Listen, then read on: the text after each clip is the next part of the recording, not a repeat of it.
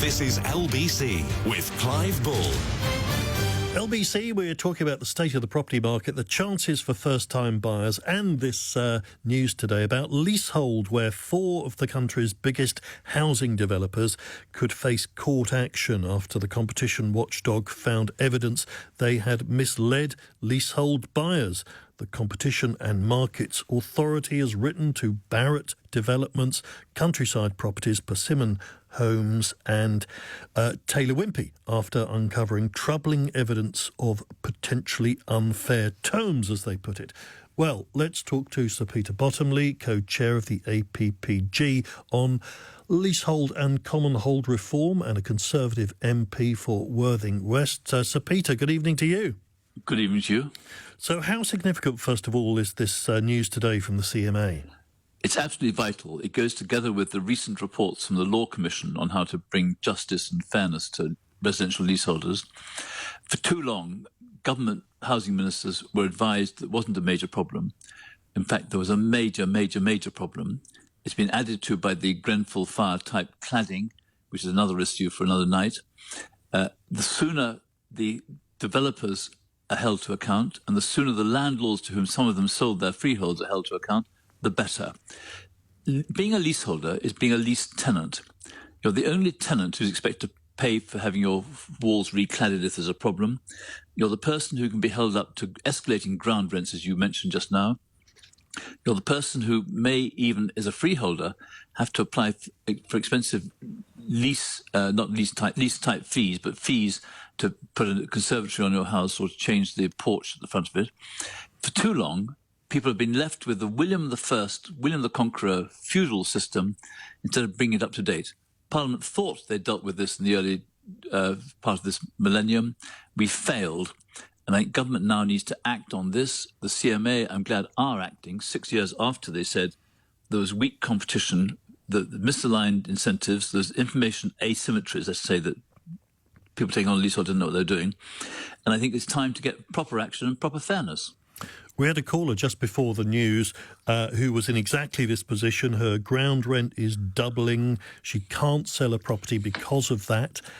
Also, her freehold has been sold on to an offshore investment company.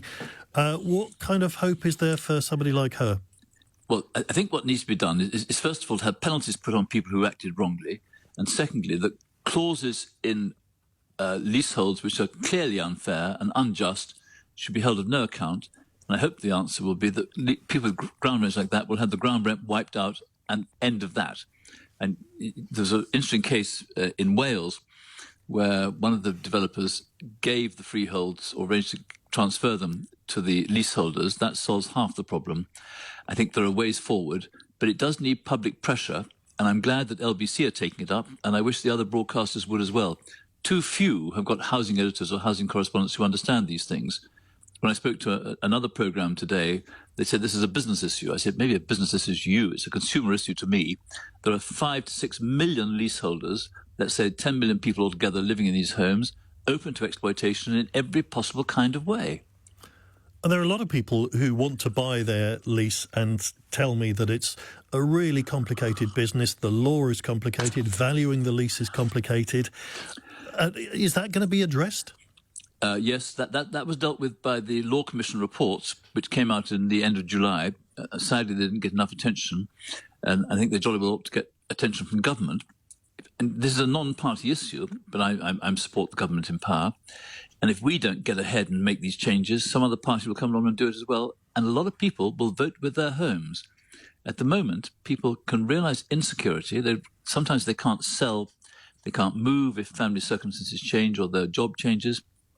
We've got to solve this. There's a lovely speaker, George Thomas, Lord Tonopandi, who was a left-wing firebrand when he began. He campaigned for leasehold reform in Wales. He succeeded. It's our job to, as a memorial to him and to actually as a justice to all the leaseholders, to make the changes now, which are a mixture of legislation, court action, the Competition and Market Authority work, and enacting the Law Commission, who've worked out ways of having fair, low-cost, easy ways of enfranchising so that leaseholders can get out of the clutches of these landlords, as you said, some of whom are offshore and some of whom seem to think they're feudal barons from William the Conqueror rather than being proper investors, giving people a chance of living happily in their own home. How confident are you then that despite all of this, that the government are going to get on with it and deal with it? Normally, when I take part in a cross-party campaign, it works. It may take time, but if I can put this to you, there are two campaigners, well, there are many campaigns in the National Leasehold Campaign, Katie and Joe and the others, but there are two campaigners in the Leasehold Knowledge Partnership campaigning charity, Martin Boyd and Sebastian O'Kelly, and I don't think I've heard a housing minister mention their names since Gavin Barwell held the job and started making changes. I would say to government, use their names, give them national honours, back up what they say, they're sensible, they're reliable, they service the all-party group, and let's see if we can get change for the better. Absolutely. Good luck with the campaign, and thank you very much indeed, Sir Peter Bottomley, joining us there.